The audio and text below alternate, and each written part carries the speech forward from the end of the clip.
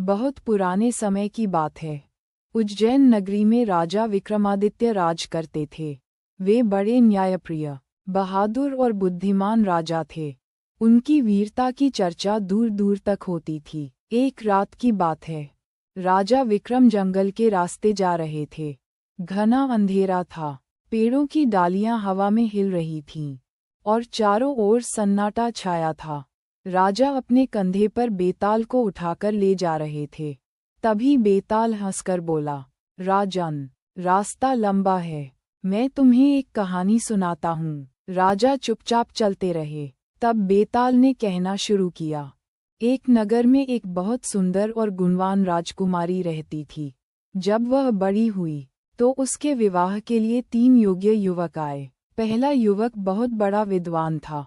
उसे शास्त्रों का ज्ञान था और वह बुद्धिमान था। दूसरा युवक बहुत वीर था, तलवार चलाने में निपुण और युद्ध में अजेय था। तीसरा युवक बड़ा कुशल कारीगर था। वह ऐसे ऐसे अद्भुत यंत्र बनाता था कि लोग देखकर दंग रह जाते थे। राजा और रानी सोच में पड़ गए कि बेटी का विवाह किससे करें। तीनों ही योग्य थे। इसी बीच एक दिन बड़ी विपत्ति आ गई। एक भयानक राक्षस राजकुमारी को उठाकर ले गया।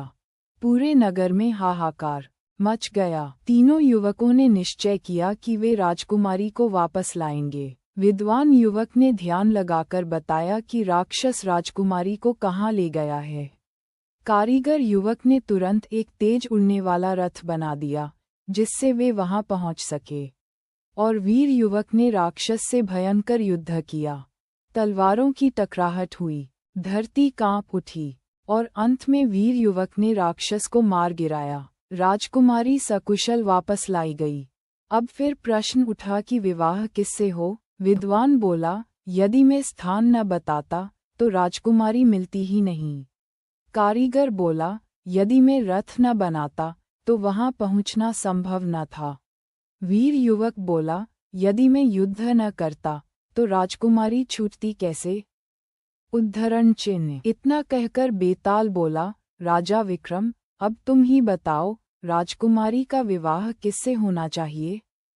उद्धरण चिन्ह। राजा विक्रम मुस्कुराए और बोले, विवाह उस वीर युवक से होना चाहिए जिसने अपने प्राणों की बाजी लगाकर राजकुमारी को बचाया। असली अधिकार उसी का है। बस बेटा। इतना सुनते ही बेताल जोर से हंसा और फिर उड़कर पेड़ पर जा लटका।